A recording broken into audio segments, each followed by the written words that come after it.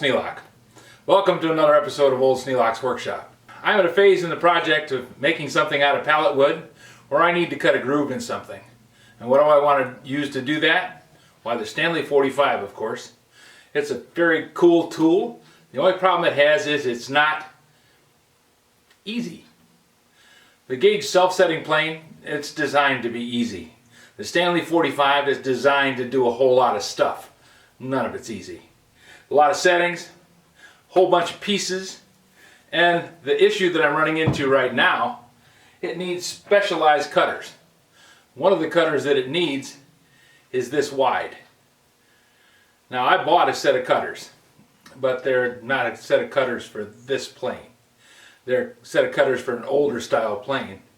This plane has a screw type depth setting so that you can change the depth of the cut by just adjusting this wheel.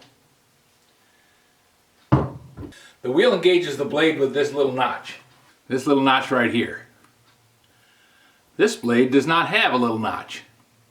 So what I need to do is cut a little notch into this blade so that it matches this one.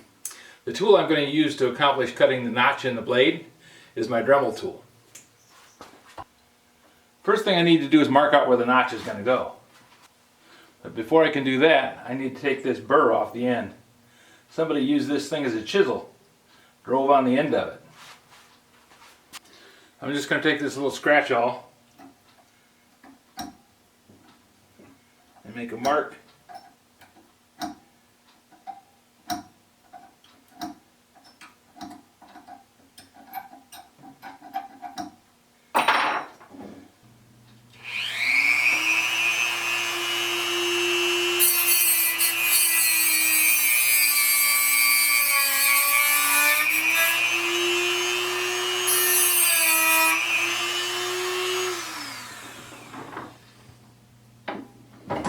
And it really does not take much. To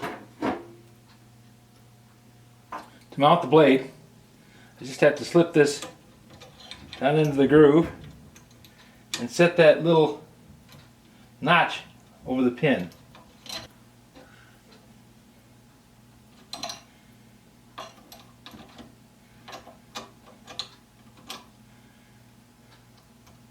And just slide it down until it engages till the notch slips over the pin.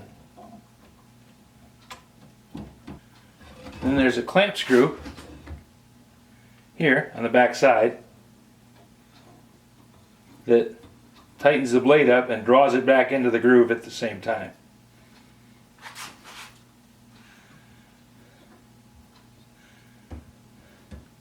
I want to set the blade so it's just even with these rails. I want to end up with that blade even with the rails. There's two nickers, one on either side, that's going to go in there and slice the wood and allow this to pop out the waste in between. It's kind of like a single tooth crosscut saw. Got a nicker up here and got a nicker on both sides, one on the inside, one on the outside. That cuts a groove in the wood. Then you've got the chisel that goes along in between them and chips out the waste.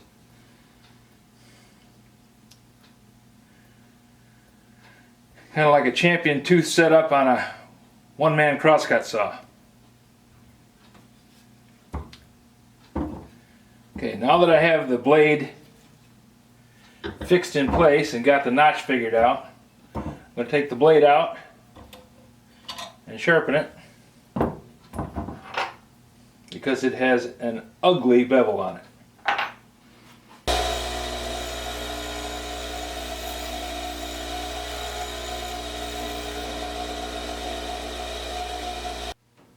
So I flatten the back.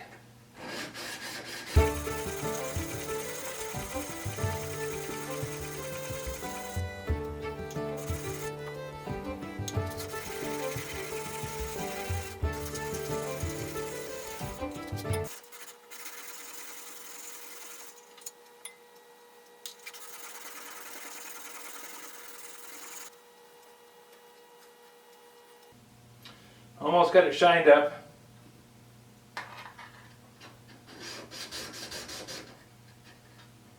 Flattening always takes the longest because you got so much metal to move.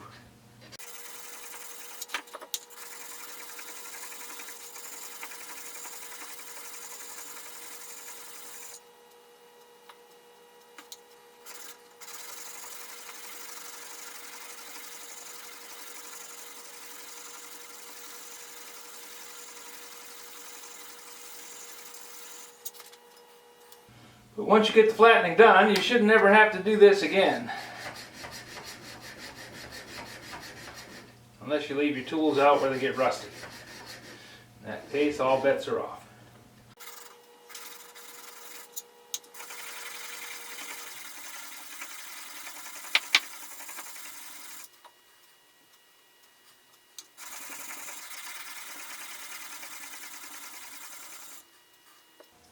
Now once I have this blade sharpened,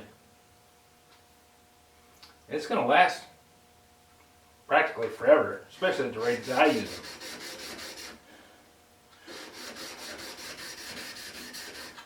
The thing that takes the longest for me is the setup of the jobs, because I try and use new tools every time. Try and take something that I've not used before and bring it into the mix and make it part of the operating system, and all that involves all this extra work. But I'm not doing a production run. I'm having fun with the tools.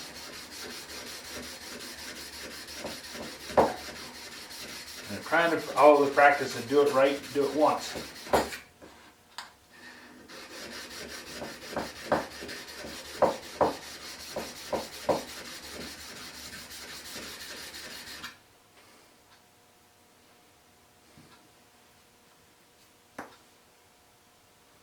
Okay, I got to shine clear out there to the end.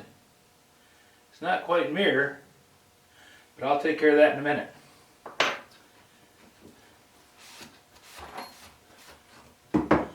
That diamond plate does a fine job of removing material. The fingers are getting tired, so I'm going to use this jig so that I don't have to try and hold it by hand.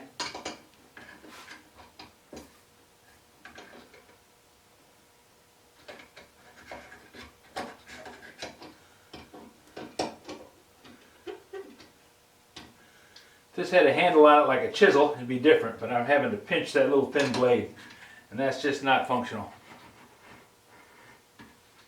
Set this up in a flat spot on the bench, and run that back and forth.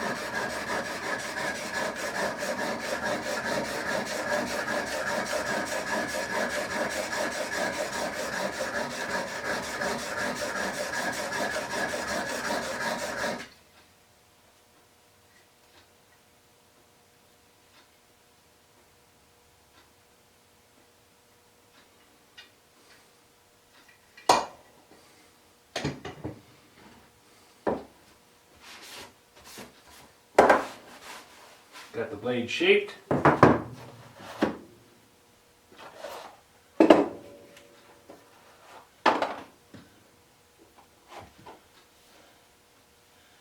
I'll get out the king stones.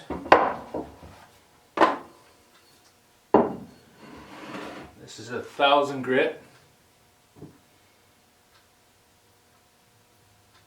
And I really won't have to do a whole lot on this.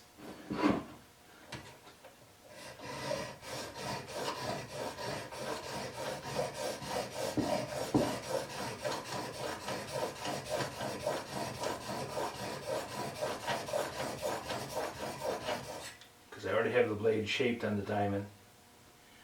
Yeah, all the scratches from the diamond are almost gone.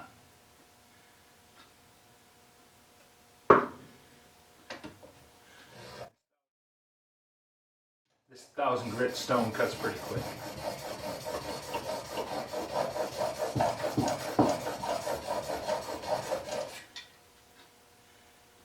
There we go.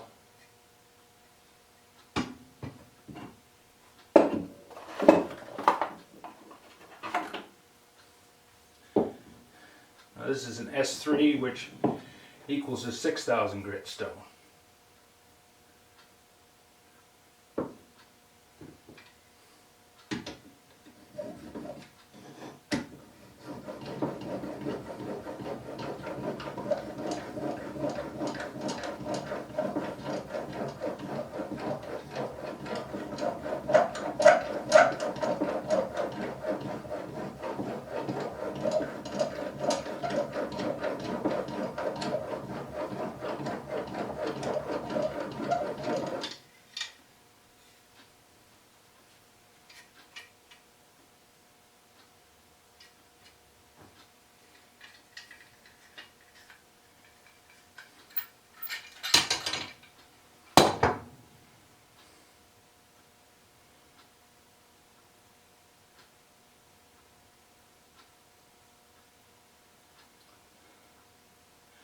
Now that I have the bevel polished up to a mirror finish, I'll hit the back with a 1000 grit stone.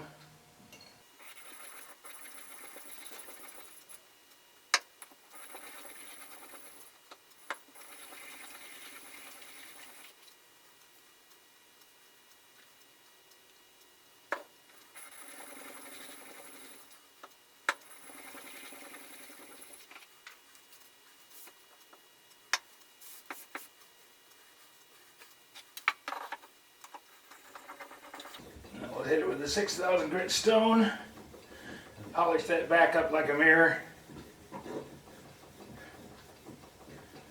And we should have a good, well working plane.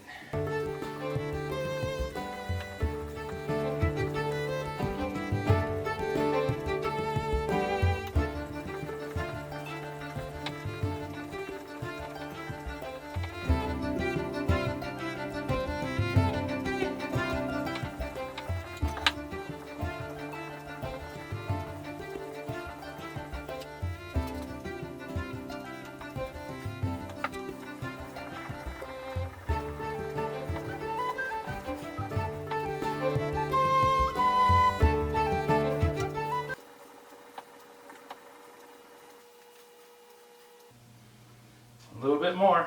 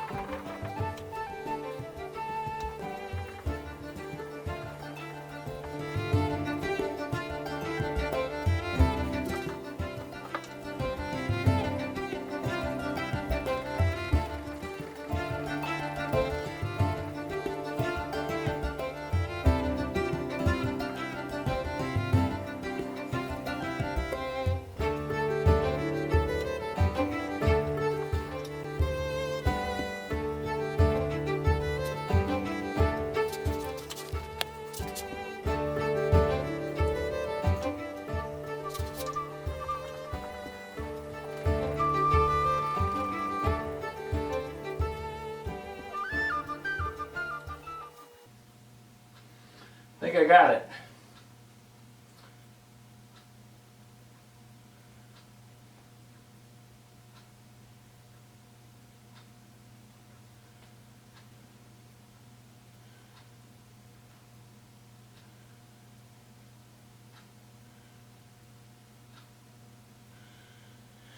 Yep.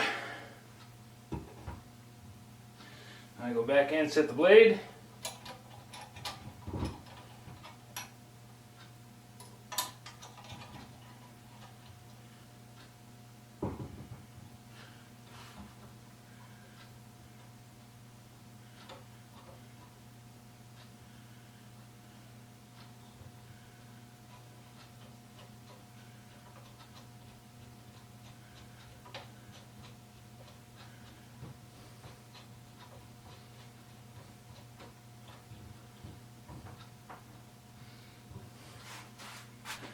Get out my favorite test piece, a chunk of 2x4.